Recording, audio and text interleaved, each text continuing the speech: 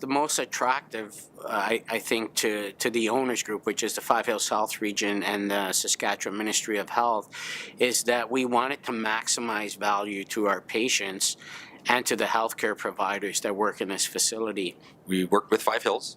We looked through this procurement approach. We did the research. We looked really strongly at what some of our colleagues in different countries, notably the United States, they've done a lot of this work. I looked at some of their best practices in terms of we thought it would work well with us. Ultimately, we decided to move forward. It was definitely a learning experience for all the partners, but we felt that we had a strong relationship. We had a strong team. The new method definitely was interesting, and we a lot of times try to operate our other projects based on partnerships and collaboration and that kind of thing, and just the way this whole IPD process was put together, it really made sense for us. It was tied into our values and morals across the company really well. We were extremely excited about the opportunity to be involved in something new that had potential benefits for the community. Certainly as an industry, we have lots of room for improvement. Our industry is known for having lots of rework or redesign, for extensive delays, extensive cost overruns. We're always looking for cost certainty, timeliness, transfer of risk. So all of those things, I think they worked well with the IPD approach. We knew that there would be greater involvement within the organization in terms of the design, building on time and on budget. And we have a culture of continuous improvement already in our organization, and this one really reinforced that. We intentionally set out to actually work in a different way, and we set out to find a better way than the traditional models. And to our knowledge, this is the first major integrated project delivery, not only in Saskatchewan but also in Canada. Well, I would compare traditional construction and IPD as would be more compliant on the traditional versus collaborative on the IPD process. What I mean by that is that in a traditional process, your design is complete, the drawings are put out for bid, a contractor is selected, and work starts in the field. There's really no collaboration or decision making with regard to design, and if it's over budget, then all of a sudden the owner is put in a really tough position, whether they have to cut scope or they have to, write a change order. With an IPD process, you actually end up getting involved right at the very beginning of the process. So the design team, the construction team, and the ownership are working together collaboratively to come up with the best solution, which gives you a great design at a reasonable cost, and speed to market is far better than a traditional model. So one of the benefits of this integrated lean project delivery method is we go to market for a team of architects and builders that come to us and say, we understand what it is that you want to build in the way of a building, and we propose that we can do this project as a partner with you. And of course it shortens the timeline, but the most important value is that the builders or the contractors become part early on of the design process, which really helps with innovation, fast-tracking the schedule, and also can help significantly with managing the cost. And when we have the builders involved in design, they can advise the engineers and the architects about, hey, wait a minute, because I'm going to build this thing, if you do it this way, I can push the construction cost down, because this is a far better method for me to build it. The staff, the patient family reps, the rest of our team were very involved in defining what we felt was important to the design of the hospital. So that was very different from anything I'd been involved in before. We work on a lot of construction management work where we're brought on early in the process and working with designers and owners, but never to the extent that you do an IPD, where we met full-time for 3 days every 2 weeks with a group of 40 to 50 people in the big room. You're all there, you're together, you're co-located, and you're essentially building the design together as a group. Because it was a different way to deliver the project, one of the things that we required was to also develop a new form of contract. Typically, the system is designed that each of the parties is trying to offload risk.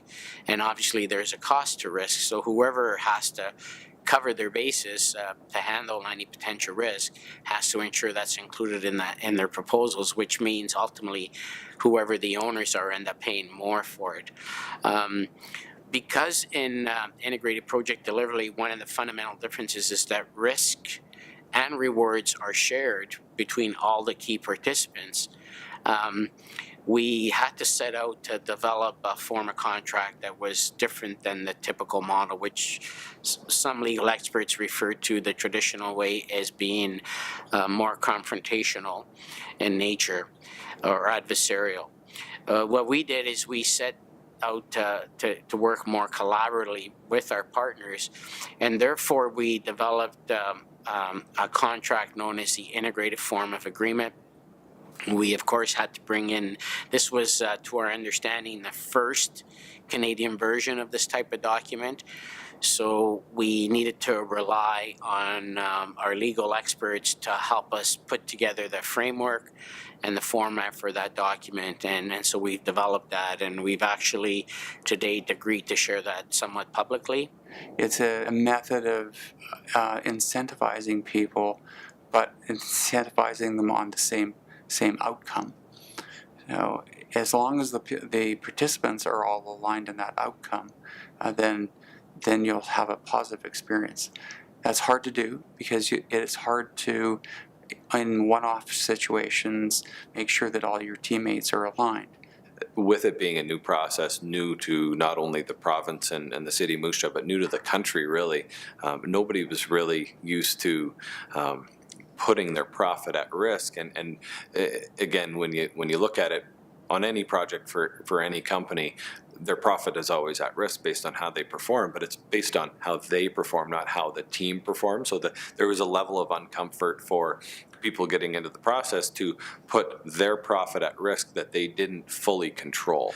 Going into the next project, I think part of the onboarding process needs to be a little bit more knowledge and more learning about what the risk pool is and how it works and that kind of thing. It was very challenging to arrive at the early budgeting in a really inflationary market and with different team participants that had more or less experience in ILPD. And not just the team participants, but the marketplace participants. There's actually quite a bit of work in the area, and so the willingness of trade partners to get involved in this type of delivery was a little bit slow because they weren't sure. It's something new, something different. They kind of take the position of, I'm very comfortable doing it the old traditional way, so why would I want to get involved in this, because I'm just not sure how it's going to turn out. I think we did a pretty good job of overcoming that through various meetings that we had and pre-bid type of discussions, and I think we got a lot of really great trade partners on the team. Everybody has their profit or the risk incentive pool identified, but at the same time you almost put that aside. You put that aside and you're not necessarily worried about that, then you're worried just about the cost. You can take the cost and it's in everybody's best interest. And so if somebody comes up with a really innovative idea to drive the cost down, that not only benefits them, but it benefits the rest of the team. And then what we found a little bit was that's sometimes contagious, is somebody comes up with a great idea and starts driving the cost down, and then it almost becomes like a little bit of a friendly competition, and it was great to see some of those innovative ideas. It's probably the most important aspect of self-forming is ensuring that all of the ILPD team members are aligned in their thinking. So team makeup on any project is important, and people have to want to work together and have the ability to work together. There's no difference with an ILPD except that you're bound more tightly together, and so that trust is tested more often, and that the comfort needs to be there because you're working in such close proximity with one another. We had an onboarding process. I think the level of detail of that onboarding process and sticking to it all the way throughout the duration of the project is a definite lesson for that we took out of it, and I think the remainder of the team would agree. When you're bringing these people on, there's so many differences between this process and a traditional method that they need to be made aware of that. They need to be made aware of what different commitments are required of them, and what their time commitments are, and how they have to act even. A team needs to take care in picking their partners, just as you would take care in picking a partner for in your own organization. You have to extend that rigor. You want to be able to ensure that they can integrate well into the team, and those people are going to be able to provide value. I think that's much more important, and that they've got the right attitude and the right, sometimes even personalities that are going to be able to integrate into the team. And sometimes that is even more important than price, and having the right attitude about even things like prefabrication and collaboration and value, and trying to bring those things to the table.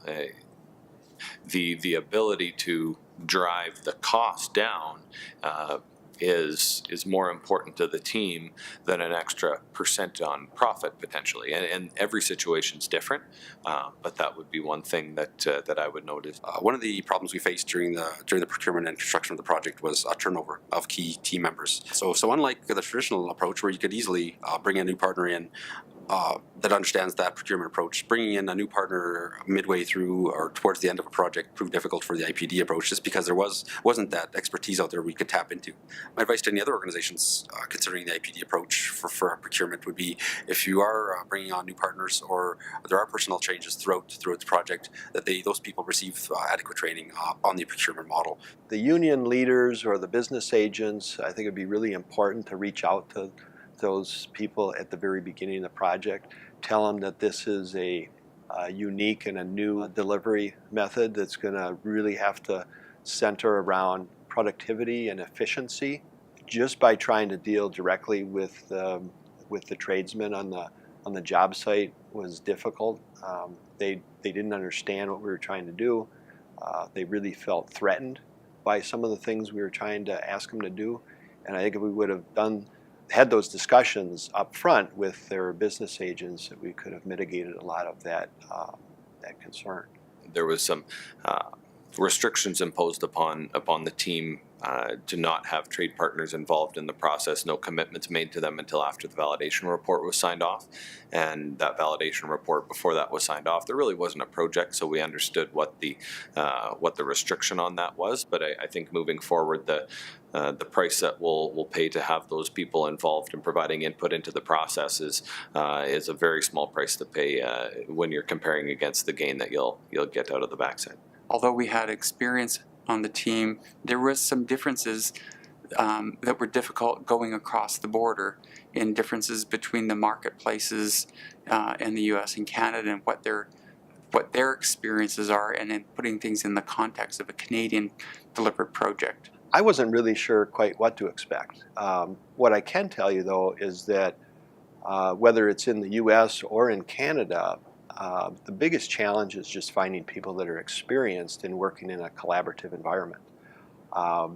That's the biggest challenge. It was critical for us to ensure that we had good coaches to help us understand this new way of working, and therefore we relied early on having that guidance from coaches who had proven experience using integrated project delivery, and not only in the construction field, but in our case also in architecture or healthcare architecture.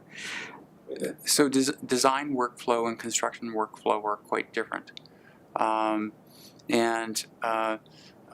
So it's important for the team to talk about those differences, and in the areas where we did have lots of dialogue, we had good results, because it teased out problem areas early on. It takes a lot of rigor in the communication process to ferret out where all those touch points are, and taking out the kind of shorthand speak between designers and constructors and people speaking completely and fully as to what their expectations are. The big room was an absolute staple in the process, and it is a major staple in IPD, and really the big room is just a place where everybody can come together and co-locate and work together towards putting all this work together for the project. Those weeks were really valuable in our involvement in those conversations, because all of those people are in the same room, and when the structural engineer says, well, I need to put a pillar right here, there's not a whole lot of, they need that architect there to say, what's the implications of putting this pillar here? And that architect is in the same room, so they can answer the question sort of right in the moment. And there's not me sending an email to the architect and waiting for him to respond for a week, and then me saying, oh, well, like it's a drawn out conversation, where in the big room it can be a sort of a more immediate conversation where I can just say, hey, wait a minute. In traditional design, you're thinking about designing the mechanical systems or the structural systems or architectural systems, but in the ILPD process that we used and reinforced by the use of the big room, we broke down into cluster groups that focused on certain elements, like the exterior team. And that exterior team would not just have architects and structural engineers involved, but we would have our energy modelers involved, mechanical engineers involved, so that we could take into consideration different disciplines and how we might optimize a system, taking from the notion in lean of optimizing the whole and trying to put that into practice. So that was something that we had not experienced before, and it was in general, it was a very positive experience. When you look at multiple solutions, it seems to take perhaps a little bit longer on the design side, so they might actually spend a little bit more. But when you look at it from a construction solution, you can save money on that side because you come up with a better, more efficient way to do it. So overall, for the owner, it ends up being a more cost-effective way to do it. So one of the aspects of the project that we didn't anticipate was just the extent to which the involvement and the commitment of senior people and the time commitment that was required by participation in the big room. So although it's of great benefit, it's something that is much more significant than in a typical project delivery. Your senior team members do have to spend extensive time in the big room, and bringing their expertise to the project is a huge time commitment. Again, I'll talk about trade partner onboarding and involvement, where I think some of these trade partners came in and they were maybe even a little overwhelmed by the big room and by the process, where a lot of others between FiveHills, Graham, Bolt, Stantec, some of our other partners, Deveni Group and others, Black & McDonald, we were involved in the big room, and we're at the big room for months and months and months, so it was just second nature to us. And it was a little bit daunting for some of those people to come in. And so co-location for the design team was quite beneficial. However, one of the things that we found through it was that the engineers are actually it's more difficult to have the engineers co-locate than the architects. In some later work, what we decided to do was to, instead of co-locating to a totally unique location, was to set our architects in amongst our engineers in their traditional space. That gave us the ability for the engineers to work with their colleagues that weren't on the project in obtaining technical information to try to speed the process up. So availability to technical resources for engineers are quite important.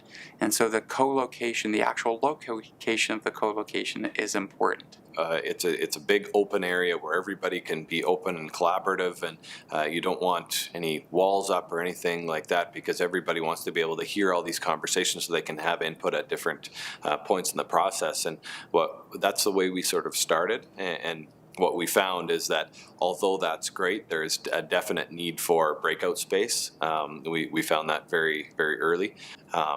Although the collaboration is great, when there's that many conversations and that many meetings going on at the same time, and some are a different level of meeting, whether we have a core group meeting or an executive team meeting. Some of those discussions sometimes, although they're still collaborative within that group, sometimes they need to be closed door. And there was some instances where problems would arise, or there would be instances where there was a challenge to overcome, and there was a tendency just amongst the partners to resort back to traditional approaches, the design to build approach, for example, where we are used to working in a certain siloed manner, where groups would prefer to go and solve a problem on their own. Through use of the big room, we were able to bring each other back to the collaborative approach and resolve those issues together.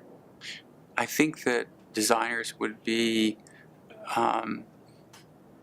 positively surprised by working in the team environment, particularly with the constructors, because many designers that have worked in that environment might think that the constructors were more adversarial, because that's been the nature of most construction, a kind of adversarial relationship between the designers and constructors. The ILPD team for it to be effective, then they need to be working constructively together. The fundamental improvement that we made, I believe, in the design is we included patient and family reps on integrated teams made up of patient and family reps, different healthcare provider, physicians, and basically brought the teams together to work on designing different components or parts of the hospital. And we actually get their ideas about what they think a patient room needs to be laid out like.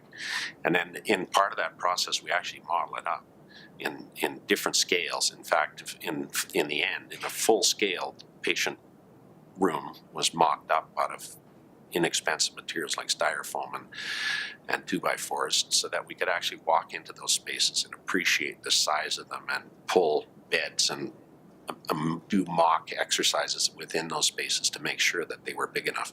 And that's much more easy for people to relate to those models than it is a drawing on a piece of paper, because you don't really understand how much difference there is between the bed and the wall, or the chair and the bed. But when you build a model, you can actually put a chair and a bed in there, and then you can understand the space far better. So It's a pretty important process. And we went through 3 of those. By the third one, we were saying, can we do the first one over again? Because you learn every time you go through one. It was really very good. I felt that if I had suggestions that I was listened to.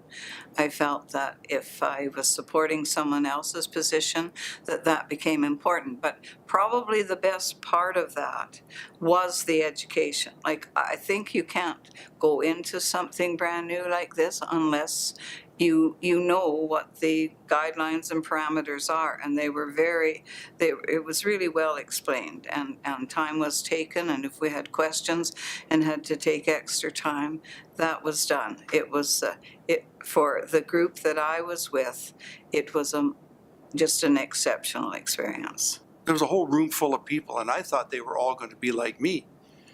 And they asked everybody to introduce themselves, and they started with CEOs, and they started with board chairs and supervisors and managers, vice presidents, and I'm thinking, what am I doing here? And my plan was to spend the morning and see what they had planned for lunch, because I was scheduled to be there for a week. And my first morning was not good. So I figured, I know who the caterer is, lunch is going to be great, then I'm gone. And lunch was great, and people started talking to me. People I thought, why are you talking to me? But they kept asking me, they didn't stop, which totally amazed me. And by the end of the day, I was sold on the whole idea of being there for the 3P. And as the week went on, I became more and more convinced that this was the route to follow. That their plan was one of the greatest things I've heard in many years. For me, I think there are 2 things. I'm a teacher. So when when you think of doing things in groups, I think the structure of the groups is so important. The consultant that was helping us with that was pretty adamant that we had to not involve the architects, that we really wanted to do this work ourselves. So after the first one was over, one of the things that we learned out of that was it's pretty tough work. And there's a lot of sort of background information that the architects can provide to help us get over some simple hurdles about design. How big is a standard room? How wide is a standard corridor? And without them there to kind of coach us along, not lead us, but help us get over hurdles as we talk about design, we could have used their help. And so as we moved on, we used their involvement much more so, and it was invaluable to have them there to help us with some of the modeling stuff. And again, some of those basic design concepts. You have staff and patients and the team working on the design with input from the architects, but not being informed by the architects, is you don't have the same understanding in terms of what the limitations are, both from a standard perspective, but structurally. So in the end, there were some situations where the design didn't necessarily completely fulfill what the team was thinking it would. And so those are some of the pains that we still kind of have to work through. What we have to keep reminding ourselves of, and the staff that worked in them, is that what they've done is come up with an intent to design. And yes, it's going to be the basis of your design is going to be respected in the final work, but really we have to meet the fire code, and we have to meet public safety needs and accessibility codes. Have to have some way of making certain that the group is not homogeneous, but that they can work together to come to a consensus, or else you have to have group leaders who make certain that the people who have things to offer are heard. They are so much work for staff. They get so emotional, caught up in it, because there is a lot of give and take about things that they really think that need to be involved. But then when we sort of pull ourselves back to what's patient first, what's really the right thing, and this is really the only space we have to work with, they've got to make some hard decisions about, well, it's really most important to have the right space in the patient room, right? And maybe we have to give up a little space out in what would be nice in the corridor or in the dirty service rooms or whatever. There's compromises all the time. So at the end of the event, when we brought other staff members who weren't involved in the P3, they came and looked at it and said, "Oh my God, what were you thinking? Like, what about the staff room? It's not nearly big enough. It needs to be, have a window, and it needs to be, all these other kind of things." So that was really tough for the staff that were involved to communicate with the staff that weren't involved and get them on the same page with where the design work had gone and why it was that they made the decisions that were made. And so that was a really big part of the learning that we probably could have done a better job of had we known, and we got better as we went through each cycle, a higher level of involvement. Now, I don't think that you don't want homogeneous groups. You don't want the same people always making the decisions. But I think that people who are going to be involved always have to have that basic information. And so I think that in choosing people, even if it is a little more expensive, you have to have some information for people that are going to be involved in the work. People were committed, not committed, but by the end of that week, it was just a really good experience, and mostly because there were resources for the people who were involved. Pull planning was definitely one of the tools that we used all the way throughout the project, right through the design, through the construction, and it really allowed us to push off the major decisions to the last responsible moment. That's what pull planning allows you to do, is allows you to set that milestone and not make those decisions early that may result in rework. It allows you to push those decisions off and push that design off until the last responsible moment. But with that, you need to ensure that there's very rigorous pull planning and making sure that you've got all of those pieces, because when you're waiting to the last responsible moment, if that plan is not developed to the way it needs to be put together, if there's a hiccup in that plan and you're waiting to the last responsible moment, then you're pushing out that milestone. Pull planning differentiates itself from traditional planning in that it works from the end goal backwards. And you are trying to pull information to problems as opposed to push information from people to other people.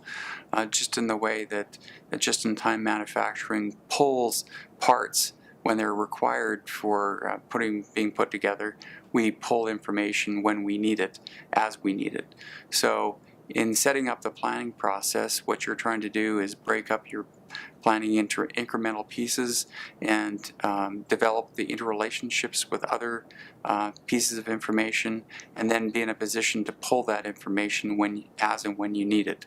An example might be being able to pull the window characteristics as and when you need it in order to do the cooling load calculations for the building, as opposed to the architect pushing the window characteristics to the mechanical engineer when he wants to. We did really well on that at certain times and maybe not so well at other times. You need to make sure that you have everybody involved in these pull planning sessions, even though they may only have a small piece in the work plan. You need to be able to make sure that they're in that session to be able to make sure they have that correct input, and you need to be able to have people that really know what that work plan is and what that work will entail when you're putting together that plan.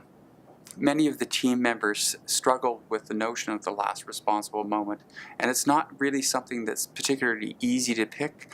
You're trying to actually delay your decisions until it is really the last time you offer the chance to change.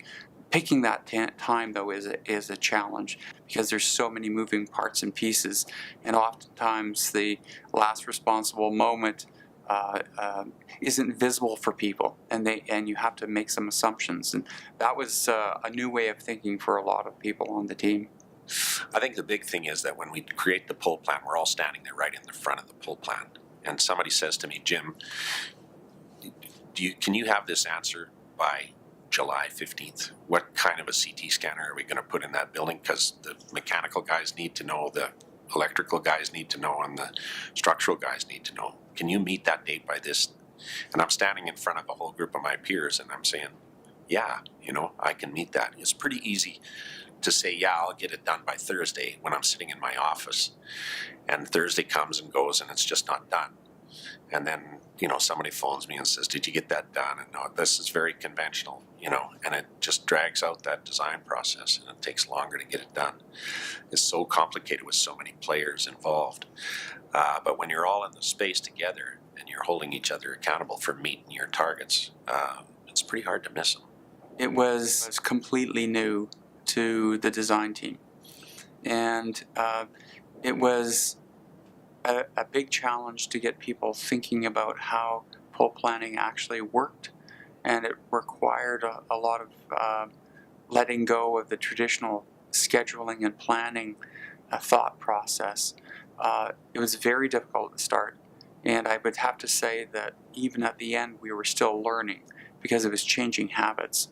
Habits for some people that have been doing this for more than 30 years. You're trying to think of a new way of approaching something as simple as that we might say as simple as planning, but it was a new approach, and the team was committed to it.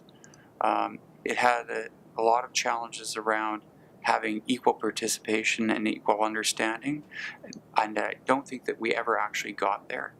It's one of those things that I think you're going to have to repeat the process several times before people are going to develop the full competencies in the process. It's not about extending out the length of time that you need to process, but it's just moving it in the work sequence, and it allows you to reorder your work into a more efficient process line. That's in that way. We actually speed things up by putting them in the right order, even though it sounds like we're delaying decisions.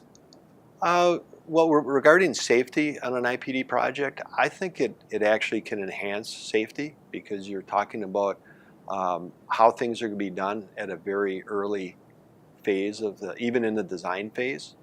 We centered a lot about things that could be prefabricated The largest example of that, or the most successful example on the Moose Jaw project, was the exterior wall panels. So instead of stick building those, where the guys would have to work out of lifts, out on the site, up, high up in the air, we had those prefabricated, so they're done in a shop where it's much safer conditions. They came out, they were erected with a crane, set in place. We actually could install the windows when they're down on the ground, instead of having the glazers working out of lifts. So it's those type of things that we can design that into the project, and obviously it makes it, you get a higher quality, but it's also much safer, and it's cost effective.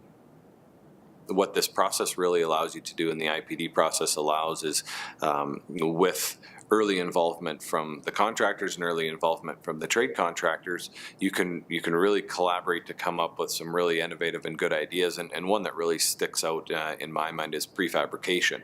A lot of times, the way designs are put together and the way buildings are constructed, they don't often allow for a lot of prefabrication, but when everybody's at the table, you've got the owner, you've got the designers of every different discipline, and you've got the general contractors and all the trade contractors, you can all come together and try to determine an innovative solution. And like I said, one of the things that comes to mind is prefabrication. One of the items that we were able to do and would not have been able to do had we not been in a collaborative IPD process is prefabrication of the exterior walls. Through that collaborative process with the engineers right there, working with ourselves and the trade contractors, we were able to somewhat alter the design, or alter the thoughts of what the design was going to be to allow for this prefabrication. And then we had other people coming into these big room discussions where they're just piggybacking off of the idea, and one of the team members brought forward, okay, well, why don't we put the air vapor barrier on these walls in the prefab shop rather than out in the field? And thought, okay, well, that's a great idea. Helps production time, helps safety, all those different things. And then another trade partner jumped on and said, well, if we got to put all these windows in all these panels, why don't we do that on the ground so we don't have to be working up in lifts and then lift them up with the windows in place? So without all of those different team members being co-located together, working together, I don't think we would have got that same solution. But that's just one of the things, or one of the ideas that came about that really tied into the construction. So what we've heard from the patients and staff and families that participated in the collaborative approach of this project is really that the ministry and the FiveHillsHealthRegion have succeeded in creating a truly patient-centered hospital.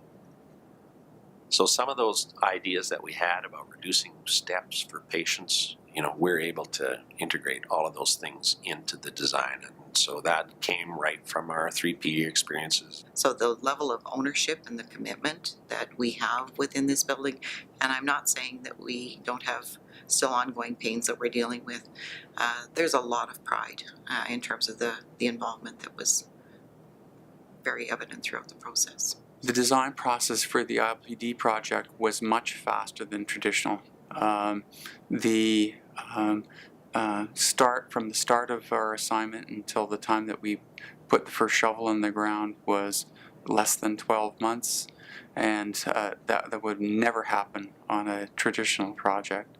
Now, the overall design carried on much longer than that, and it was probably not a lot shorter than traditional, but it certainly was shorter. In a traditional method, we would not have been able to overlap the design and construction nearly as much as we did.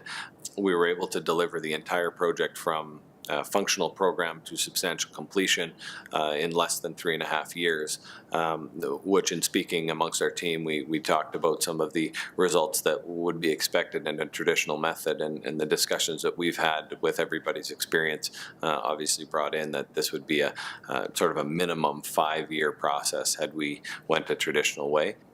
The IPD process allowed latitude to the designers to explore some design options that you might not get afforded in a traditional process. They often say that even before you open a new facility, it's already kind of extinct, or there's things that are just not going to work. I believe we've designed and built a facility that will serve this community very well for 50 years and beyond.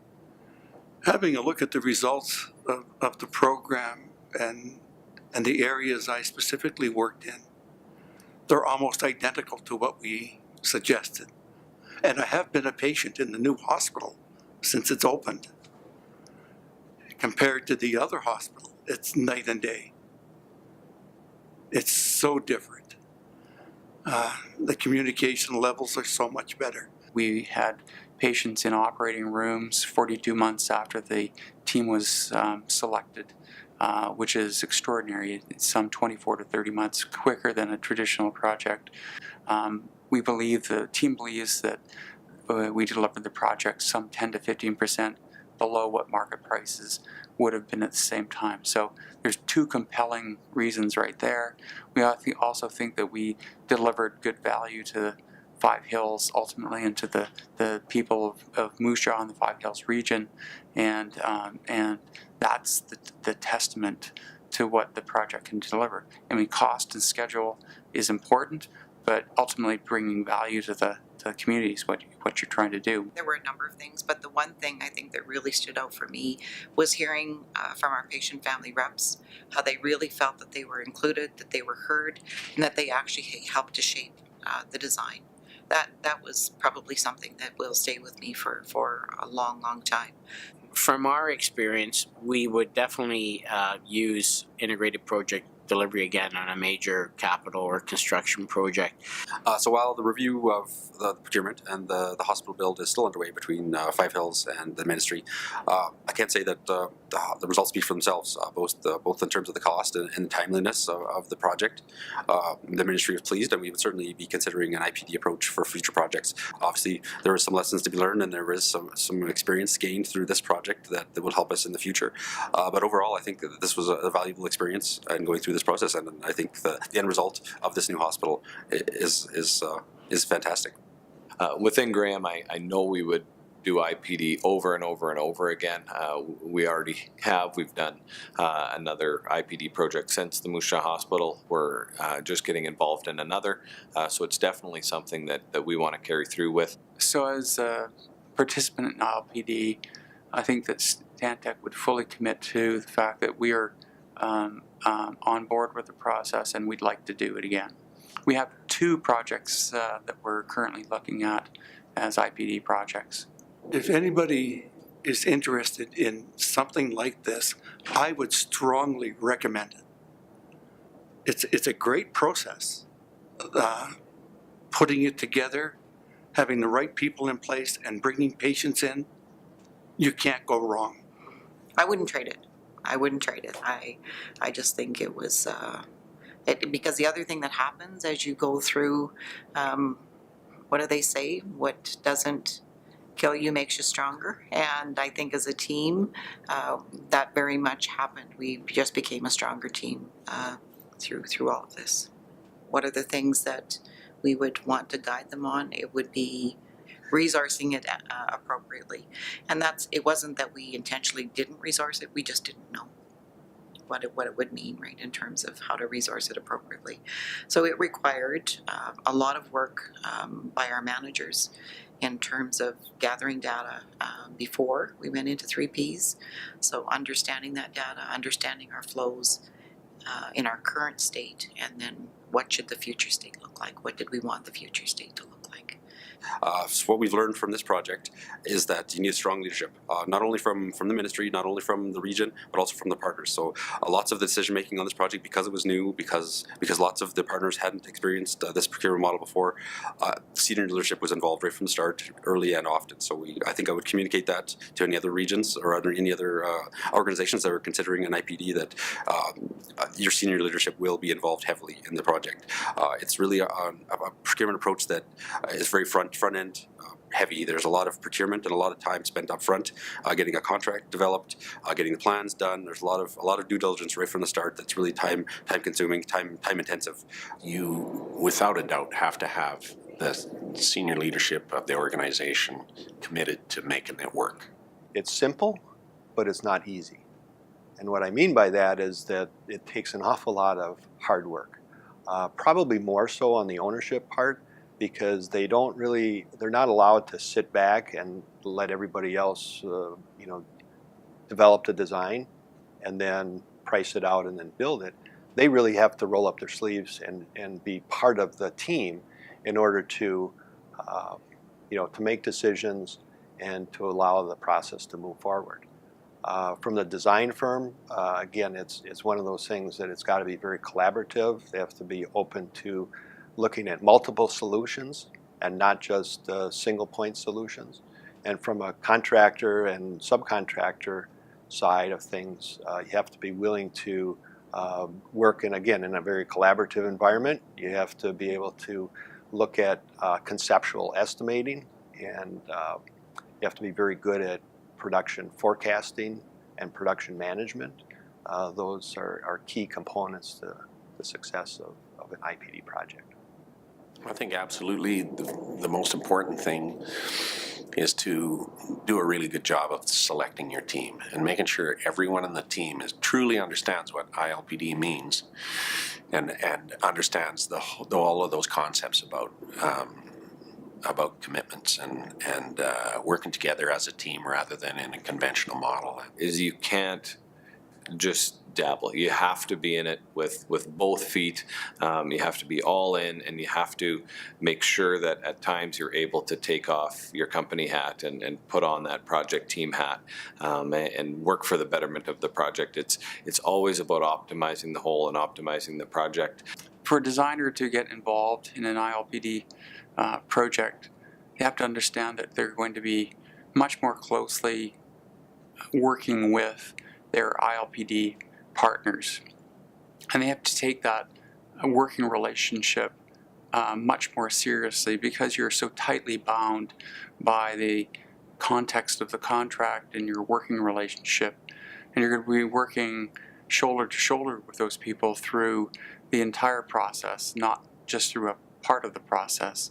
In an IPD project, when you're talking about risk and incentive, it's really the comfort level and the advice that I would give is trying to make sure that you have that level of comfort of putting that profit and the incentive together as a team and as a group. Is making sure they understand what the risk pool really is and how that operates. And I'd encourage them to do a lot of learning and talking to people. I'd also encourage them to partner with people that have done it before, because really without that experience, that there's going to be a lot of missteps potentially, and it is the coaching that's offered by a partner with experience is invaluable. Sort of catch-22 maybe, but with IPD, I think you need to have previous IPD experience somewhere within your team. That's where we brought on two partners that had both delivered several IPD projects in the States, which they were able to guide the rest of our team. So one of the things that would be a flag for me to avoid as an ILPD project is somebody that's trying to start the process and form their own process under the guise of IPD. Although the IPD process is new to Canada, it's not that new in the United States, and there's been a lot of lessons that they've learned, and their formulation of contracts and the way they go about things in the IPD process has had a chance to evolve. One of the significant considerations of the partnership was the contract. A significant amount of time and effort and cost went into bringing together all the partners and their legal counsels to make sure that the contract was agreeable amongst all the partners.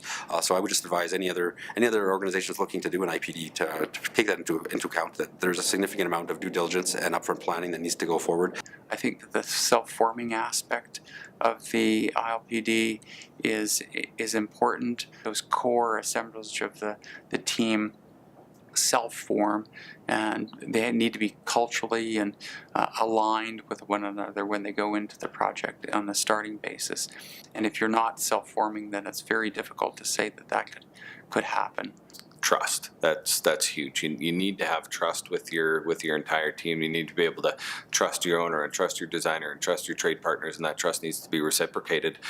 So that's a big one for me. Maximization of the number of people that participate in the ILPD and as risk pool participants, because I think that really binds people together in a meaningful way. And When I talk about the level of commitment and the importance of leadership, I don't know how to underscore that in a way that people really understand. This is not what we've been through and what we're continue to advance. This isn't easy work, and it does takes vision, takes courage, and it takes very strong leadership.